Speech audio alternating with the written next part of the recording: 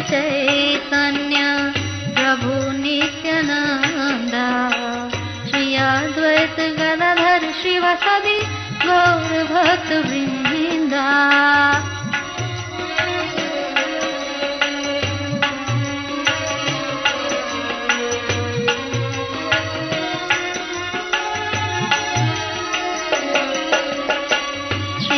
कृष्ण चैतन्य प्रभु नित्यानंद श्री अद्वैत गदाधर शिवासादि गौर भक्त वृंदा।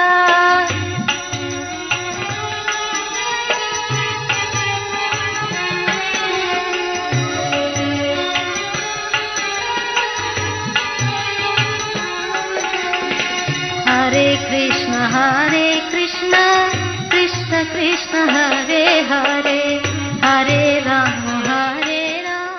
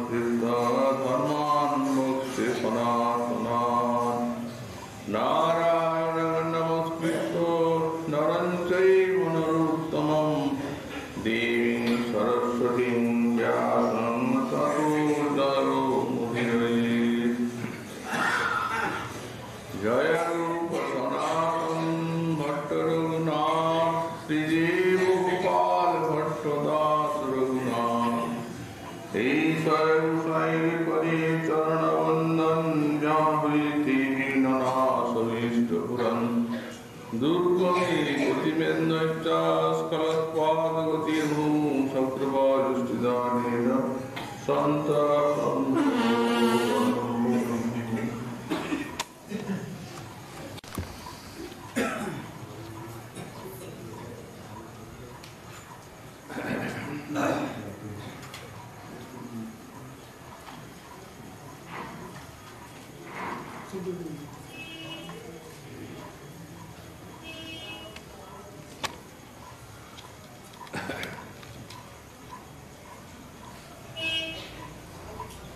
न च कर्मो निर्देदशापि सत्तं मा पुतितं स तु भक्ते सर्वोत्तमत्वविश्वासेन सत एव प्रवर्तते।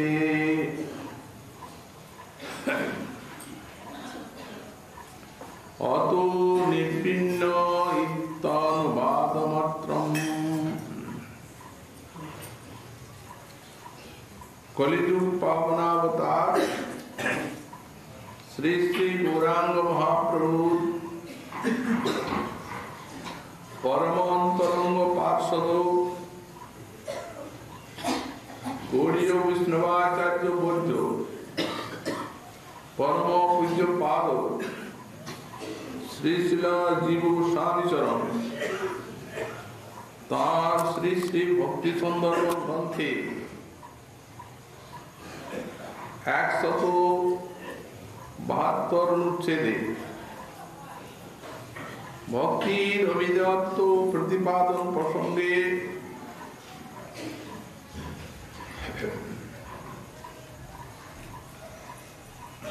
এই শাস্ত্রীয় শ্রদ্ধা একমাত্র যে সাধন ভক্তির অধিকার আনয়ন করে সেই বিষয়টি প্রতিপাদন করছেন এবং এর পূর্বে উল্লেখ করেছেন যে যারা আমার শরণে ভক্তিমান শ্রদ্ধাশীল ভজন করছে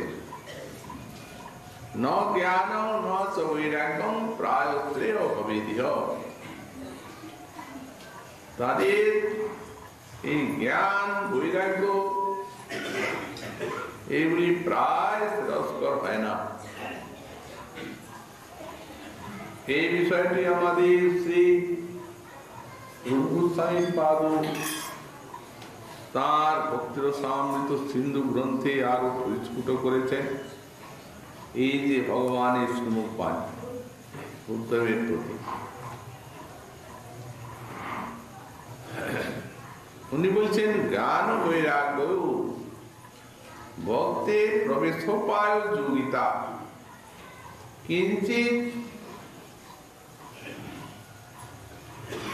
কিঞ্চিত জ্ঞান বৈরাগ্যের ভক্তি প্রবেশের আগে একটু উপযোগিতা থাকতে পারে। ঈশৎ প্রথম বিবিতি নাঙ্গত্বম উচিতম তবে ঈশৎ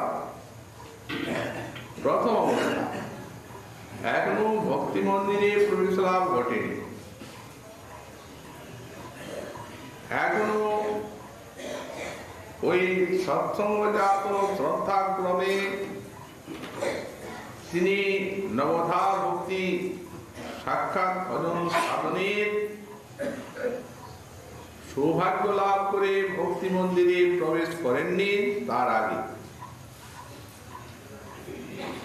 তো সেখানে বলছেন যে ভক্তি মন্দিরে প্রবেশের প্রায় সব উপযোগিতা থাকতে পারে প্রবেশের আগে। জ্ঞান বৈরাগ্য ভক্তির প্রবেশ পায় যোগিতা। এখানে শ্রীমদ জীব গোস্বামী পাদ ব্যাখ্যা করেছেন লোকটিকে এখানে জ্ঞান তিন প্রকার। একটি হচ্ছে সম্পদার্থ বিষয় জ্ঞান, আর একটি পদার্থ বিষয় জ্ঞান, আর একটি উভয়ের ঐক্য বিষয় জ্ঞান। জ্ঞানং চত্র তৎপদার্থ বিষয়ং পরম পদার্থ বিষয়ং দ্বয়োরকং চেতি ত্রিভুবিকং ব্রহ্ম জ্ঞানম উচ্যতে। তো এই তৎপদার্থ বিষয় জ্ঞান যেটি, সেটি ভগবত বিষয় জ্ঞান, ভগবানকে জানা। তারপর জীবের স্বরূপ কিঞ্চিত জানা, এটি তৎপদার্থ বিষয় জ্ঞান। আর একটি হচ্ছে উভয়ের ঐক্য, যেটি জ্ঞানীগণের অনুশীলন, এটি হচ্ছে ব্রহ্মজ্ঞান।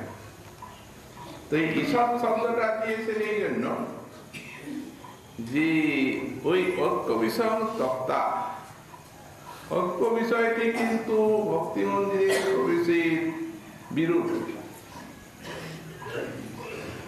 তাহলে ভগবত বিষয় জ্ঞান আর জীব বিষয় জ্ঞান, চিত জড়ের যে সামান্য জ্ঞান, ওই শাস্ত্র অধ্যয়নের ফলেই হোক, যেভাবেই হোক, তার অন্তরে জেগেছে। এবং বৈরাগ্য বলতে এখানে ওই ব্রহ্মজ্ঞানের উপযোগী যে বৈরাগ্য, সে বৈরাগ্য না। সাধারণত এই বিষয় ভোগের যে দুঃখ এবং পরিণতি, এইগুলি দেখে বিষয় ভোগে কিঞ্চিত বিরক্ত হয়েছে। কিন্তু এটা প্রথমে একটু উপযোগিতা থাকতে পারে, যদি এবার প্রবেশ হয়ে গেল, অর্থাৎ সৎসঙ্গ ক্রমে শ্রদ্ধা লাভ করলে, গুরু কৃপা লাভ করে ভজন সাধন একবার প্রাপ্ত হয়ে ভজন শুরু করলেন, তখন ওলার অবলম্বনের দরকার নেই, তাতে চিত্তের কাঠিন্যই যাবে। এখন এখানে একটা নিজেই প্রশ্ন তুলছেন গোস্বামী পাদ। এই শ্লোকটিকে তো ব্যাখ্যা করছেন যে ওই যে পূর্বে বলা হয়েছে নির্বিন্ন নাতি শক্ত ভক্তিযোগ সিদ্ধি, নির্বিন্ন নাতি শক্ত, বিষয়ে বেশি আসক্তিও নেই আর খুব বেশি বিরক্তও নেই, এই মাঝামাঝি অবস্থা, এটি ভক্তি যুগের সিদ্ধিদাতা। তো এখন উনি এখানে একটা প্রশ্ন তুলছেন, নচ কর্ম নির্বেদ সাপসত্যম আপরিতম। যদি কেউ বলে যে তাহলে আপনি যে বললেন যে সাধন ভক্তি জ্ঞান বৈরাগ্য কর্ম ইত্যাদি সব বিষয়ে নিরপেক্ষ, স্বাধীন, স্বতন্ত্র, এমনকি কর্ম জ্ঞানের যে সমস্ত ফল একা ভক্তি সে সমস্ত ফল দেবেন, এবং স্বতন্ত্রা ভক্তি প্রেম দেবেন, এর কারণ অপেক্ষা রাখেন, অতিশয় বলিস। এই তো এখানে অপেক্ষা দেখা যাচ্ছে যে কর্ম নির্বেদ সাপক সত্য মহাপতিতম, এখানে যে বললেন নির্বিন্ন নাতি শক্ত, তাহলে যে কর্মে নির্বেদ, এই কর্মে নির্বেদের ভক্তি তো অপেক্ষা যাচ্ছে। এইরকম একটা দার্শনিক প্রশ্ন আসতে তো বললেন না, এটা ভক্তের সর্বোত্তমত্ব বিশ্বাসেন সতৈব প্রবর্ততে। যখন শ্রদ্ধা পেলেন, শ্রদ্ধা মানে বিশ্বাস, এর পূর্বেই সেটি আলোচনা করলেন। এই বিশ্বাসটি কি? নয় ভক্তি সাধনাই হচ্ছে যতবিধ সাধ্য সাধনা শ্রেষ্ঠ। সাধন শুনেছে, এখন সাধন সেটি সিদ্ধি দেয়, এই জন্যই তো সাধনই সাধনত্ব।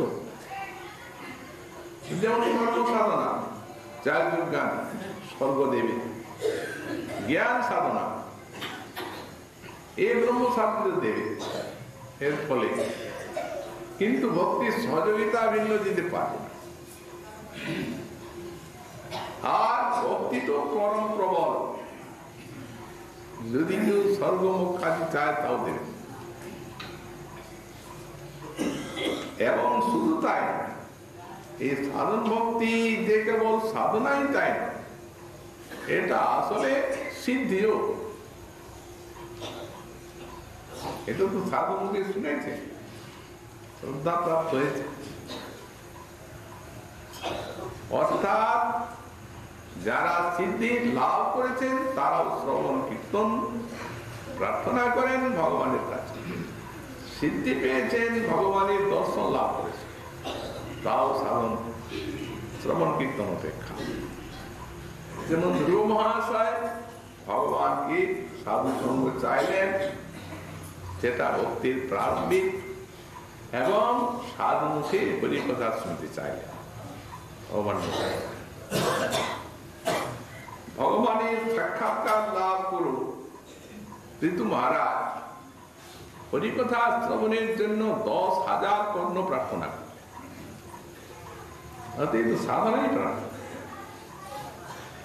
তাহলে ভক্তি কেবল সাধনেই তা নয়, সিদ্ধিও।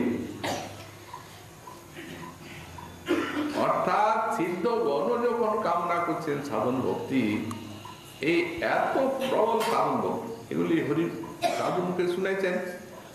অতএব সর্বোত্তম যে ভক্তি সাধন ভক্তি সেটা বিশ্বাস রেখেছে। তা বিশ্বাসের নামই তো শ্রদ্ধা। তখন ওই যে কর্ম নির্বেদ, এটি সতৈব, এটি আপনি এসে যায়। ওই বিশ্বাসের আপনি সর্বোত্তম সাধনা আপনি এসে গেল, তাহলে এটা অপেক্ষা করেন নিরপেক্ষ ভক্তি সাধনা, কাল কোনো অপেক্ষা নেই। তাহলে কেন বললেন ন নির্বিন্ন না কৃষক? মনে হয় একটু অপেক্ষা আছে, বললেন না, এটি অত নির্বিন্ন, এটি অনুবাদ। অর্থাৎ ভক্তি এত সমর্থ সাধনা, সাধন ভক্তি, যে তার ফলে এই যে নির্বিন্ন মানে অর্থ করেছেন উদ্বেগ, উদ্বিগ্ন। তো যখন সাধন ভক্তিতে প্রবর্তনা হলো, তখন আপনা আপনি এই সমস্ত বলল বিষয়ে তিনি উদ্বিগ্ন হয়ে গেলেন। রুচি যেটা সেটা আর থাকলো না। বন্ধন অবস্থায় যে রুচিটা ছিল, এখন তার পরিবর্তে উদ্বেগ এসে তাতে এটা সতই প্রবৃত্ত হচ্ছে। তো ভক্তির কথাটাকে অনুবাদ করেছেন না, অপেক্ষার কোন প্রশ্ন, এই সমাধান করি। অতএব যদ্যপি জ্ঞান কর্মণরপি শ্রদ্ধাপেক্ষা অস্তেব তাং বিনা বহিরন্ত সম্যক প্রবৃত্তি বলে, ভক্তির যে শ্রদ্ধা প্রয়োজন আছে তা সব কর্ম জ্ঞানাদি সাধনারও শ্রদ্ধার অপেক্ষা আছে। কারণ শ্রদ্ধা শব্দে বিশ্বাস। এখন কর্মী যদি বিশ্বাস না করেন যে তার এই যাগযজ্ঞ এই সমস্ত করার ফলে তিনি অবশ্য স্বর্গ লাভ করবেন, তো তার তো প্রবৃত্তিই যাবে যাগযজ্ঞ যদি করেন। তেমনি জ্ঞানী যদি বিশ্বাস না করেন ওই যে জ্ঞান কাণ্ডে ও শ্রুতিতে যে এই সমদমাদি তিতিক্ষাদি সাধনায় তার ব্রহ্মসাধিত হবে, এই বিশ্বাসটা যদি না হয় তাহলে ওই সাধনা পথ অবলম্বন করবেন। তাহলে দেখা যাচ্ছে যে জ্ঞানী হোক, যোগী হোক আর ভক্তি হোক, প্রত্যেকটি সাধনাতেই এই শ্রদ্ধা থাকছে। বিনা শ্রদ্ধায় কিছুই হয়। কিন্তু এই যে জ্ঞানের সাধনা, যেখানে এই জ্ঞানের জন্য যে শ্রদ্ধা, সেটিকে সাত্বিক শ্রদ্ধা বলা হয়। কারণ ভক্তি প্রবৃত্তি মাত্রে সবই নীতি, মহৎ সঙ্গটাই নেই, মহৎ কৃপাটাই স্বতন্ত্র এবং নিত্য। ওখানে সত্য রজত তম গুণের সব গুণাতীত। মহৎ সঙ্গ, মহৎ কৃপা, শ্রদ্ধা সব গুণাতীত প্রাপ্ত। কিন্তু এটি হচ্ছে সগুণ। রজগুণের থেকে এই কর্মের প্রবৃত্তিটি, কর্মের প্রতি শ্রদ্ধা, আর সত্যগুণের থেকে এই জ্ঞানী প্রবৃত্তির প্রতি শ্রদ্ধা, যেহেতুটা সগুণ। এই জন্য যদিও আছে, তথাপি এটা না হলে সম্যক প্রবৃত্তি হবে না, সম্যক প্রবৃত্তির অনুভব। তথাপি শ্রদ্ধামাত্র কারণেত্বেন বিশেষত তদ অঙ্গীকার হয়। তো বললেন তাহলে তাই যদি হয়, সব সাধনায় যদি শ্রদ্ধা দরকার, তো আপনি বিশেষ করে বললেন কেন যে শ্রদ্ধা এই ভক্তি পথে? কর্মকে বললেন যখন নির্বিন্ন আরাম তখন জ্ঞান যোগ, আর যখন নির্বিন্ন হয়নি বিষয়ে তখন কর্মযোগ, আর মন মহৎসঙ্গ মহৎ কৃপায় যখন শ্রদ্ধা জাত হলো তখন ভক্তিযোগ অধিকার। তো জ্ঞান কর্মের যখন শ্রদ্ধায় আরম্ভ হচ্ছে তখন তো এই তিনটাই সমান হয়ে গেল। বললেন না, ওটা আলাদা। একে তো গুণময়, আর তারপরে বললেন যে এটি কেবল ওই শ্রদ্ধাই এর আরম্ভ, এই জন্য এটি বিশেষ রূপে অঙ্গীকার করা হয়েছে। শ্রদ্ধা মাত্র হেতু, এর হেতু হচ্ছে একমাত্র শ্রদ্ধায়। এই ভক্তিতে আমার সব হবে এই বিশ্বাস।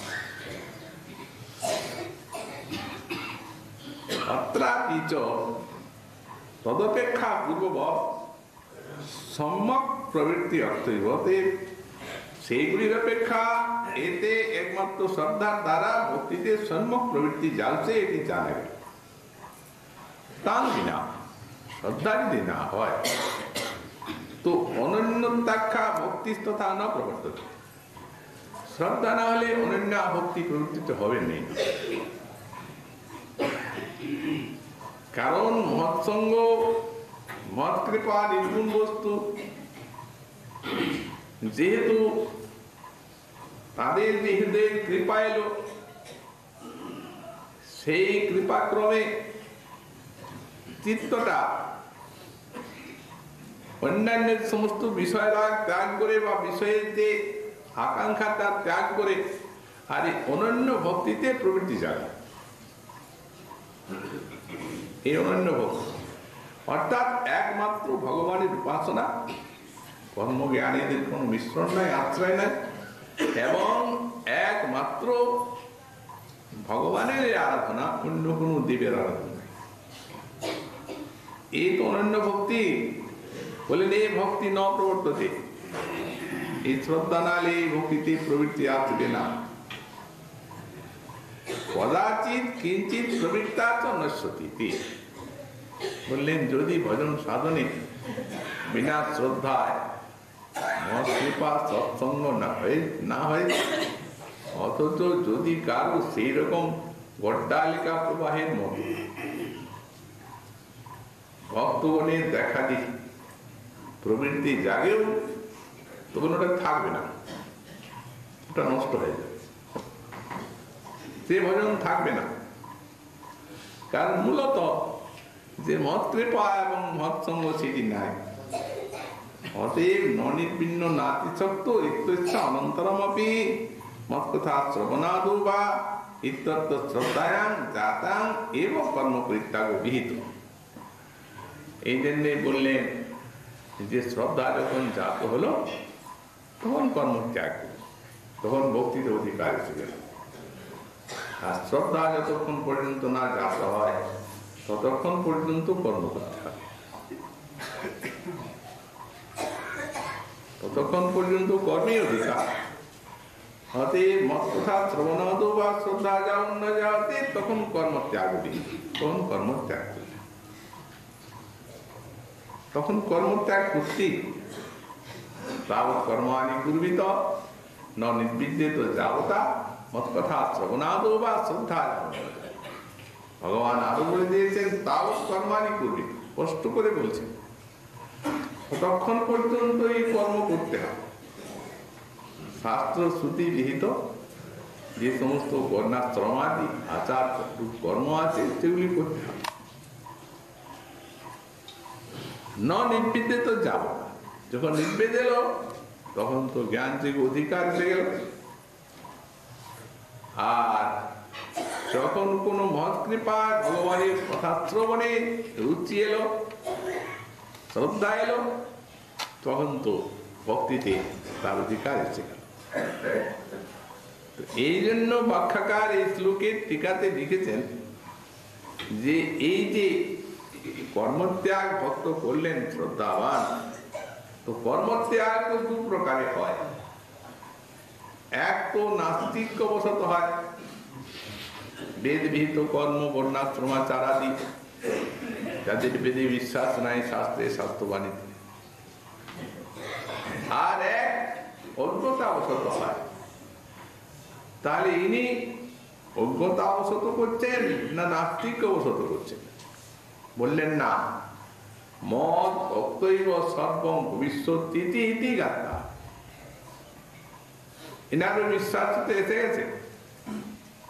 ভগবান বলছেন আমার ভক্তিতে যে সবই হবে, এটা জেনে আর উনি কর্মকে ত্যাগ করলেন। যেহেতু কর্মটাকে ত্যাগ করতে, তা না হলে অনন্যা ভক্তি প্রবর্তিতা হবে না। ভক্তি মাত্র তার বিনাশিত।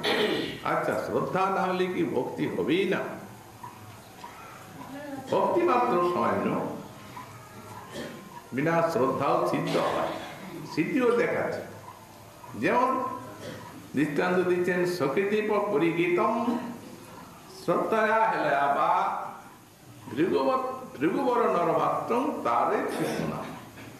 যখন নামের মহিমা বলা হচ্ছে, তখন বলা হচ্ছে মধুর মধুর মিত মঙ্গল মঙ্গলানা সকল নিয় পল্লী সৎফলং চিত স্বরূপম সকিদেব পরিগীতম শ্রদ্ধায়া হেলয়া বা নরমাত্র ভৃগুবর নরমাত্র তারে কৃষ্ণ নাম।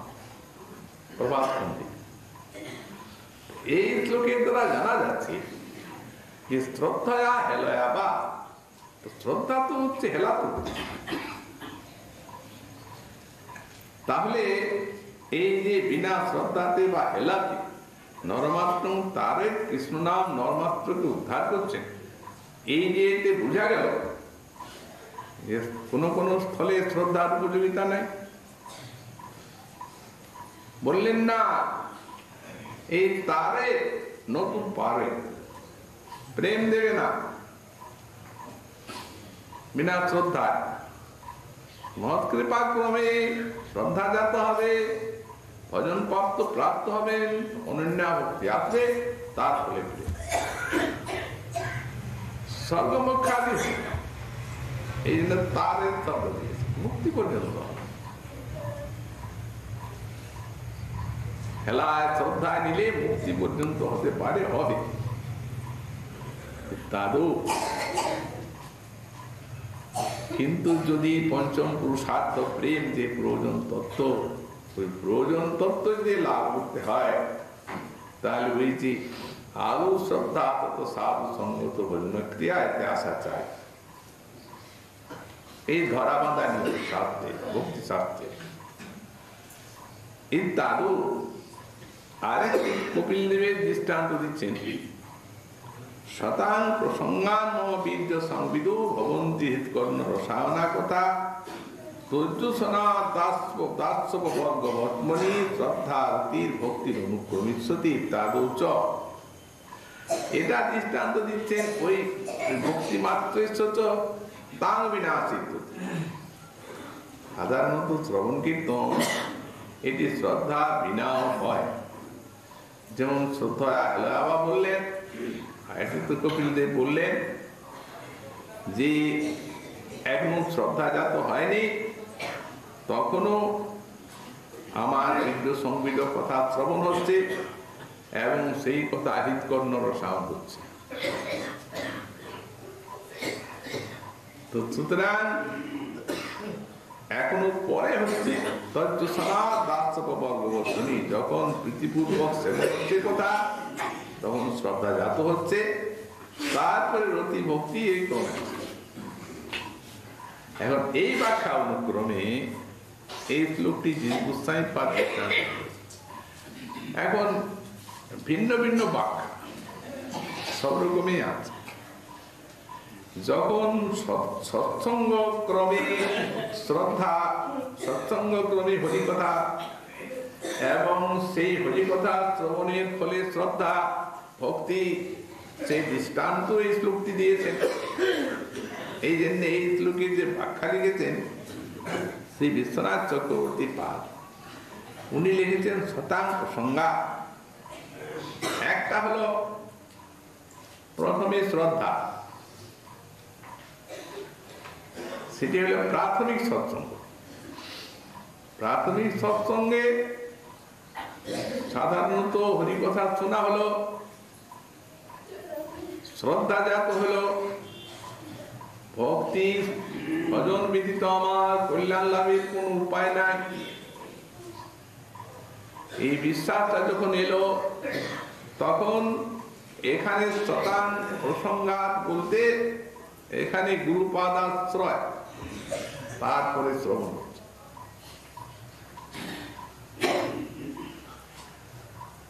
এই জন্যে প্রসঙ্গ চক্রবর্তী লিখলেন অপ্রকৃষ্ট সংজ্ঞা ভজন ক্রিয়া মাত্র, আর প্রকৃষ্ট সংজ্ঞার অনর্থ নিবর্তিকা কথা বলুন। তাহলে শ্রদ্ধা আগে হয়ে গেছে, তাহলে অনর্থ নিবৃত্তি হবে কি করে? বিভিন্ন ভাবে শ্লোকটির দৃষ্টান্ত দেওয়া হয়েছে এই কবিদের বাণী।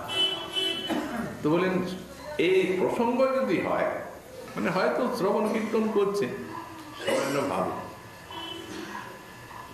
কিন্তু এই যে কথা, এই কথা প্রকৃষ্ট সঙ্গ চাই। প্রকৃষ্ট সংজ্ঞার অনর্থ নিবর্তিকা কথা বল, অনর্থ নিবর্তিকা কথা বল, তারপরে অনর্থ নিবৃত্তি হলো, তখন হিতকর্ণ রসায়না কথা হন্তি, এইটা রুচি নির্ভর। প্রথম সৎসঙ্গ হলো, তারপরে গুরুপাদাশ্রয় হলো, তারপরে যখন শ্রবণাঙ্গটি হচ্ছে প্রকৃষ্ট সঙ্গ, অর্থাৎ এই শুধু কেবল হয়তো হরিনাম করছেন কি একটু ঠাকুর সেবা ইত্যাদি, এটা হরিকথাটা বিশেষ শক্তিশালী। শ্রদ্ধাবান জনের অনর্থ নিবৃত্তির জন্য তো বলে, যখন অনর্থ নিবৃত্তি কথা বলতি, তখন হৃৎকর্ণ রসায়ন হলো কথাটা, এটি রুচি, তাহলে হৃৎকর্ণ রসায়ন হবে। অনর্থ থাকলে কি হরিকথা হৃৎকর্ণ রসায়ন হয়? মধুর লাভ, কর্ণে আস্বাদন হলো, হৃদয়ে আস্বাদন। এটি অনর্থ থাকলে কি রূপে হতে পারে? এই জন্য চক্রবর্তী পাদ বললেন হৃৎকর্ণ রসায়না কথা অনর্থ নিবৃত্তির পরে এটা রুচি। তজ্জসনাথ দাস বর্গবর্তমণি শ্রদ্ধা রীতির ভক্তির অনুপ্রবিশ্বতি, এখানে বলেন এই যে তজ্জসনা কৃত্যাসে হৃৎকর্ণ রসায়ন হয়ে গেছে, তখন কথা তিনি আস্বাদনের সঙ্গে শোনা সৌভাগ্য লাভ করেছেন। অতএব যখন সেই আস্বাদনের সঙ্গে এই হরিকথা শ্রবণ হয়, রুচি আছে, তখন অপবর্গ বর্তমণি জৈশ্য সব, যার নিকটে যাওয়া অর্থাৎ প্রেম প্রাপ্তি রাস্তাতে অপবর্গ এসে যায়, সংসার নাশ। সংসার নাশ অপবর্গ, এর জন্য পৃথক চেষ্টার কিছু প্রয়োজন নাই, আপনি হয় এই জীবন মুক্তিটা। এই জন্যই বলা হলো জীবন মুক্ত দুই, তার বহু তার দুই ভেদ জানি। এই জ্ঞানী জীবন মুক্ত, আর এক ভক্তি জীবন মুক্ত মানি। আসলে ভক্তিতে জীবন মুক্ত সেই মুক্ত, ভক্তে জীবন মুক্ত সে গুণাকৃষ্ট হইয়া কৃষ্ণ ভোজি। ভক্তি জীবন মুক্ত, উনি ভগবত গুণে আকৃষ্ট হলেন আর আস্বাদনের সঙ্গে ভগবানের শ্রবণ কীর্তন স্মরণাদি করতে লাগলেন। আর ব্রহ্মজ্ঞানী জীবন মুক্ত, অপরাধে মজি। আর তাহলে জীবন মুক্তি কোথায়? আর এটার ব্যাখ্যা করা হয়েছে যে মুক্তির হিতান্যথা রূপম স্বরূপে নবস্থিত। যখন জীবের স্বরূপ জ্ঞান হলো, এই যে জড়ীয় দেহ দৈহিকাদি জ্ঞান, এই জ্ঞান রূপ অন্ধকার হৃদয়ের থেকে বিদূরিত হয়ে আমি যে ভগবত দাস, এই জ্ঞান যখন হলো তখন এইটাকেই মুক্তি বলা হয়। মুক্তি মানে তো বন্ধন, জড় যেটা বন্ধন, এই মায়া বন্ধন, ওটি যতক্ষণ পর্যন্ত না স্বরূপ জ্ঞান হচ্ছে ততক্ষণ কিন্তু যাবে না। আর জ্ঞানী তো স্বরূপ জ্ঞান নাই, জ্ঞানী তো অপরাধী, যেহেতু ভগবানের সঙ্গে নিজেকে সমান মনে করছে। অহং ব্রহ্মাস্মি, এই তো।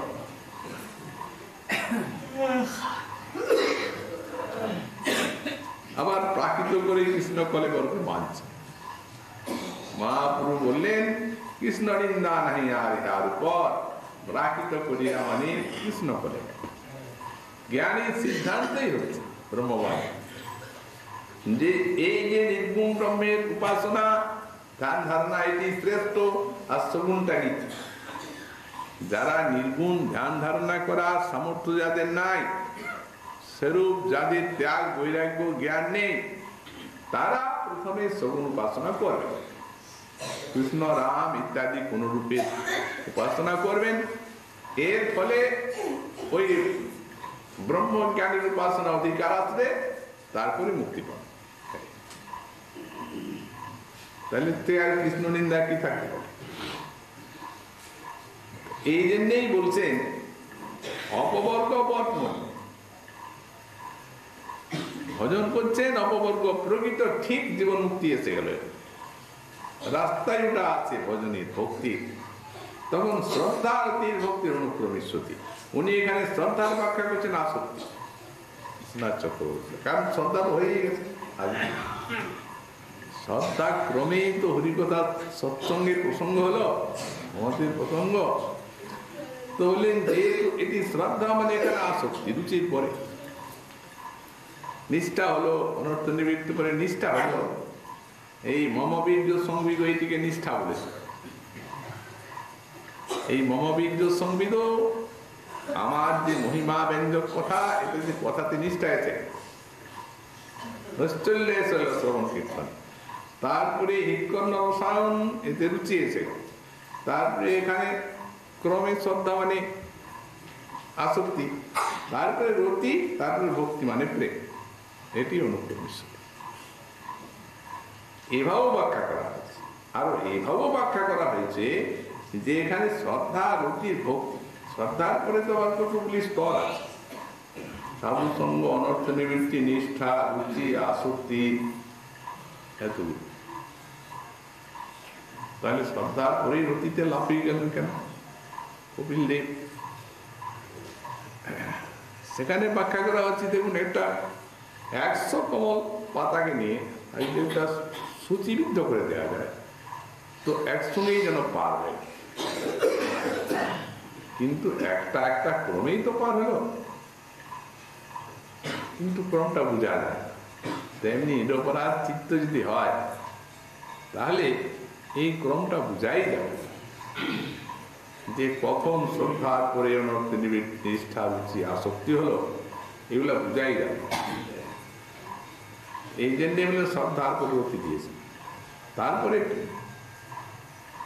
ইত্যাদৌচ তৎপূর্বতপি তস্যাং ফলদাতৃত্ব শ্রবণা। তো এই যে শ্রদ্ধা, এর পূর্বেও ভক্তির সাধন ভক্তির ফলদাতৃত্ব শক্তি, এটা শোনা যায়। যেমন দৃষ্টান্ত দিচ্ছেন অজামিলি, म्रियमानो हरिर नाम गृणन पुत्रोपचारितम अजामिलो पगात्थाम किमु तो श्रद्धया गृणन। তাহলে অজাঙ্গের তো কোনো শ্রদ্ধা নাই, সাধু সঙ্গ বা কোথায় আর শ্রদ্ধাই বা, এমনকি হরি নামটা উচ্চারণ করেনি সোজা সোজা। আর প্রিয় মানো মরণকালে, তো মরণকাল যখন, তখন ওখানে আর শ্রদ্ধার প্রশ্ন কি আছে? যমদূতকে দেখে ভয় পেয়ে আর পুত্রকে ডাকছেন, পুত্রের নাম নারায়ণ, নারায়ণ আয় মহাপাত্র। এই সঙ্গে সঙ্গে বিষ্ণুদূত এসে গেল, হরিনাম নেওয়া হলো। তো মৃয়মানু হরির নাম গৃণন পুত্র প্রচারিত নামাভাস, অপরাধ ছিল না, অপরাধ থাকলে কি হয় না।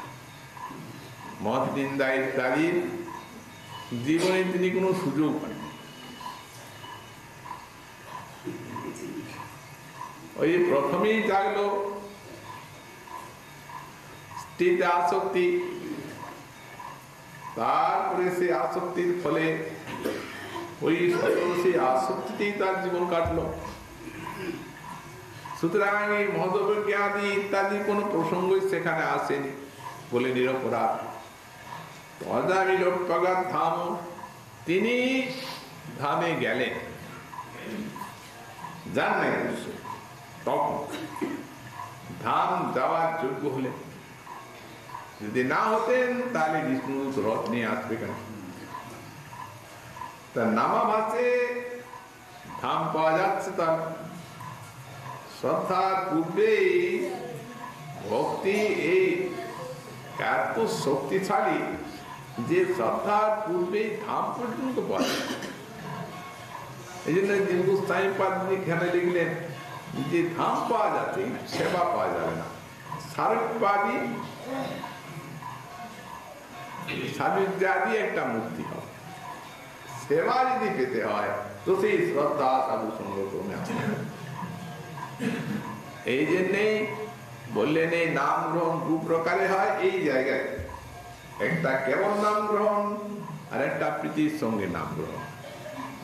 তিনি তো কেবল নাম গ্রহণ করেছেন, এমনকি পুত্র প্রচারিত, যাবেন বৈকুণ্ঠে। কিন্তু যদি সেখানে একটি ঐশ্বর্যোত্তরা আছে আর একটি প্রেম সর্বোত্তরা আছে। বৈকুণ্ঠে দু প্রকারই মুক্তি আছে এই সালোক্য সাদৃশ্য। একটা ঐশ্বর্যোত্তরা, ভগবানের মতো ঐশ্বর্য ভোগ করবে বৈকুণ্ঠে গিয়ে, আর প্রেম সেবত্তরাটা নারায়ণের সেবা। এই প্রেম সেবত্তরা যদি পেতে হয় তাহলে কিন্তু প্রীতির সঙ্গে নাম কীর্তন করতে হবে। তো সুতরাং নামের এত শক্তি যে শ্রদ্ধার আগে ম্রিয়মান হয়, তখন তার কোনো জ্ঞান নেই, কিছু নেই। তিনি যদি ভগবত লোক প্রাপ্ত হতে পারেন, আর যদি তাহলে ভালো লোক যারা যাদের জ্ঞান আছে তারা যদি নেন তাহলে আর কি হবে। এবং তিনি পুত্র প্রচারিত নিলেন, কিন্তু সাক্ষাৎই নারায়ণকে ডাকে, তাহলে তিনি কি ফল লাভ করবেন? কৌমুত্তিক নাই তাই লোকে দেখান টিকাতে গোস্বামী পাদ এলা বিচার করে। মৃয়মান অবস্থায় তার জ্ঞান নেই, সে সময় উচ্চারণ করছে ভগবত লোকে যাচ্ছে, যাওয়ার যোগ্য হয়। পুত্র প্রচারিত হচ্ছে, শুদ্ধ যদি হয় সাক্ষাৎ। আর অজামিলের শ্রদ্ধা নাই, অশ্রদ্ধায় তিনি গ্রহণ করছেন পুত্রের নামে। যদি শ্রদ্ধা নিয়ে করেন, বুদ্ধিপূর্বক যদি করেন হরিনাম, ভক্তির শক্তি দেখান আর সাধন ভক্তিপূর্বক যদি করেন, এবং যদি সাক্ষাৎ ভগবানেরই কীর্তন করেন, আর যদি শ্রদ্ধা নিয়ে করেন তাহলে আর কি বলতে হবে? কিমুত শ্রদ্ধা আগে এই কৌমুক্তিক না, এটা এখানে দেখা। কিন্তু আসলে বৈকুণ্ঠে নিয়ে যান নাই বিষ্ণুদূত, কারণ ওই তো সৎসঙ্গ, সৎসঙ্গ তো অজামিলের হলো, তখন তো শ্রদ্ধা চাপ, সৎসঙ্গে তো শ্রদ্ধা তো হবেই। হরিকথা শুনলেন, ওই যে দুধ উনকে তাড়াচ্ছেন, দুধ বলছে কি করেছে, এত পাপ তাপ করেছে, কেন আপনারা এসে একে এই জম দণ্ডের থেকে মুক্ত করতে চান? তখন বললেন না, নাম মহিমা। ওই তো হরিকথা শোনা হলো, তো শুনছেন, সব দেখছেন মহাদেব। তখন ওরা নিয়ে গেলেন, কারণ সেই করুণ বিষ্ণুদূতগণ তারা চিন্তা করলেন এখন নিয়ে গেলে কিন্তু সেখানে সেবা পাবে। তো এখন তো আমাদের সঙ্গ হলো, শ্রদ্ধা এলো, এখন শ্রদ্ধার সঙ্গে হরিনাম করবে, ভজন করবে, কিছুকাল থাক।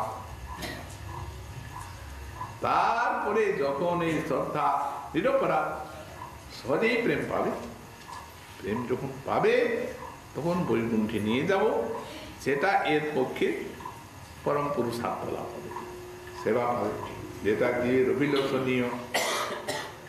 ওই চলে গেলেন, আর ইনিও সেই থেকে ভজন নিবিষ্ট হতে পারলেন, সেই সত্যাক্রমে সহজেই প্রেম হয়ে গেল, কারণ অনিরপরাধ। তারপরে তাকে সেখান থেকে নিয়ে গেল। ইত্যাদি দয়া ফলদাতৃত্ব ষষ্ঠম শ্রবণাচ ইত্যাদিতে ভক্তির যে ফলদানের সামর্থ্য, সেই সামর্থ্য ষষ্ঠটি দেখানো হয়েছে শ্রীমদ্ ভাগবত এই সমস্ত উপাখ্যানদের দ্বারা। সাচ শ্রদ্ধা শাস্ত্রাবিধেয়া অবধারণশ্চৈব অবধারণশ্চৈব অবধারণস্য গ্রাম্য।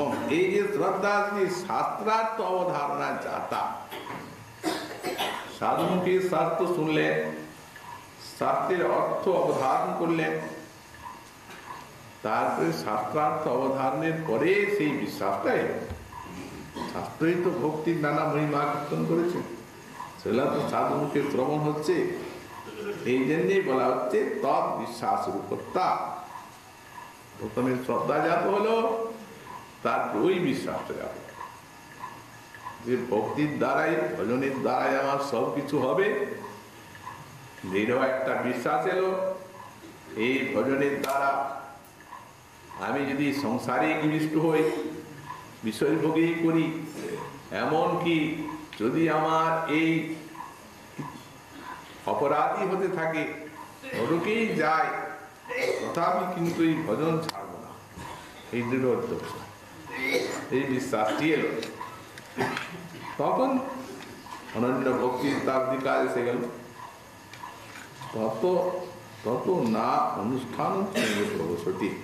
অতএব এই যে শ্রদ্ধা, শ্রদ্ধা কিন্তু সাক্ষাৎ ভক্তির অঙ্গ নয়।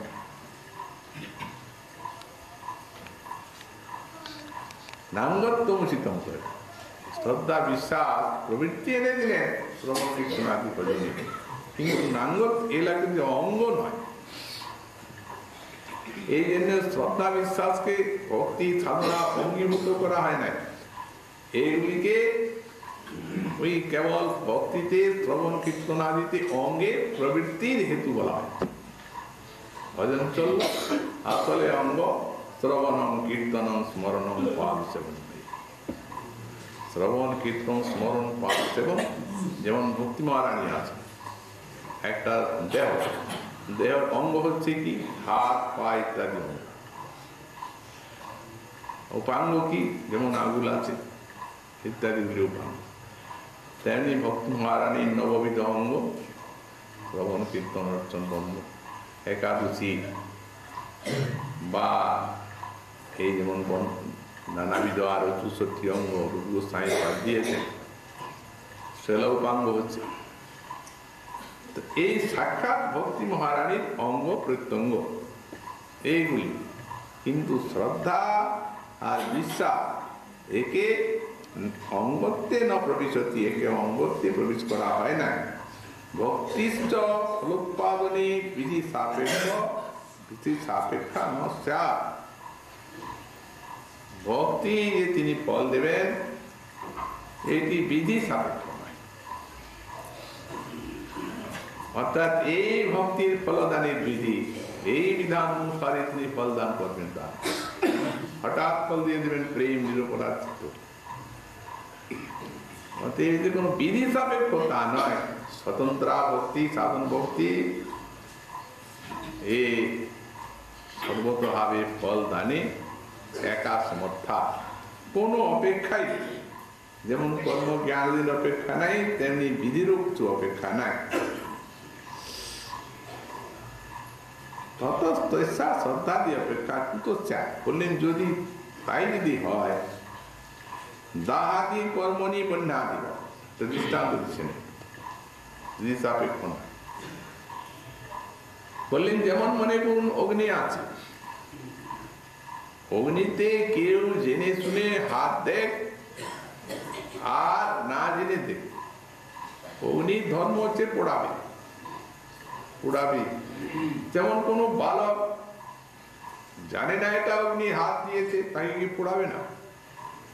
বললেন যেমন বন্যির স্বভাবই হচ্ছে দগ্ধ করা, তেমনি ভক্তির স্বভাবই হচ্ছে যে ইনি নিজে স্বতন্ত্র ভাবে এই সংসার নাশ করে আর প্রেম দানে সমর্থা। এই বন্যা জীবন ভগবত শ্রবণ কীর্তনাদিনা স্বরূপস্থ তারই শক্তি, তা ভগবানের স্বরূপ, ভগবানের শ্রবণ কীর্তন ভগবানের স্বরূপ। কৃষ্ণ নাম, কৃষ্ণ গুণ, কৃষ্ণ লীলাবৃন্দ, কৃষ্ণের স্বরূপ সম সব চিতা। এমনকি একথাও বলা হয়েছে যে সাক্ষাৎ এই শ্রবণ কীর্তন কেবল যে স্বরূপ তাই না, এগুলিতে ভগবানের মাধুর্য মূর্তি, শ্রীকৃষ্ণের মাধুর্যের পূর্ণতম অভিব্যক্তি আছে। এটি তার স্বরূপে নাই। ভক্ত ভগবানের নাম গুণ লীলা সাধন করে বিভোর হয়ে স্বরূপটিকে পেয়েছেন দৈত্যেরা, ভক্তি নাই, কোন আস্থা নেই। যেহেতু ভগবান এবং ভগবানের যে ভজন শ্রবণ কীর্তনাদি এটা ভগবত স্বরূপ, তার থেকেও মাধুর্যময় স্বরূপের থেকে। এই স্বরূপেই যে সাক্ষাৎ স্বরূপস্ততা, অতএব তার যে শক্তি, তা ভক্তি এরূপ শক্তি আছে। যেহেতু যত শাস্ত্রে ভক্তির মহিমা বলেছেন শ্রবণ কীর্তনাদি, এ আসলে এই শ্রবণ কীর্তনাদির মহিমা খুব অল্পই বলেছেন। এই জন্য একটা অপরাধের উল্লেখ করে, কারণ ভক্তির এত মহিমা যদি কেউ মনে করে যে যাতে সাধন ভক্তিতে প্রবৃত্তি হয়, এই জন্য হরিনাম কীর্তনের এত মহিমা বলা হয়েছে, তাহলে ভয়ঙ্কর বিষ্ণুতার বিঘাতন করা হয়েছে। আর ভজন হবে না, শেষ ভজনেরাও শেষ। কারণ বস্তুত এই ভগবানের স্বরূপভূতা ভক্তি, সমস্ত ভগবত শক্তি এর মধ্যে নিহিত আছে সাধন ভক্তির মধ্যে। যেহেতু ভগবানের মহিমা যেমন অনন্ত, এই সমস্ত শ্রবণ কীর্তনাদির মহিমা অনন্ত, কেউ বর্ণনা করে শ্রুতি শাস্ত্র শেষ করতে পারবে না। যেহেতু তারা বলেছেন সেই সিন্ধু দেবী, সেইটাই যদি কেউ বেশি মনে করে, বাড়িয়ে বলা হয়েছে, তাহলে অর্থবাদ হয়ে গেল, কত বৈষ্ণবতার নাশ হয়ে। এই জন্যই ভক্তি শাস্ত্রে, মহাজন বাণীতে যেখানে যেখানে শ্রবণ কীর্তনের যত মহিমা বলা হয়েছে, এই সব মহিমা এর থেকেও যে বহু বহু মহিমা এই অঙ্গগুলির আছে, এই বিশ্বাস ভক্তির রয়েছে। এই জন্যই তো শ্রদ্ধার উপরে জোর দেওয়া এবং ভক্তি প্রবৃত্তির হেতু দেখানো হলো শ্রদ্ধাকে, বিশ্বাসটাকে। বিশ্বাস এই মিলায় কৃষ্ণ তর্কে, এই বিষয়ে কারো কোনো তর্কের স্থান নাই। ব্যাস বলে দিয়েছেন তর্ক প্রতিষ্ঠানা, ভক্তি বিষয়ে তর্কের প্রতিষ্ঠান। তর্ক চিত্তকে কর্কশ করবে আর অপরাধে তার্কিককে মধ্যে হবে। সুতরাং এই বিষয়ে গোস্বামী পাদ এই শ্লোকটির থেকে আরো কিছু ব্যাখ্যা করছেন। মহাপ্রভু তাহলে আগামীকাল এই বিষয়ে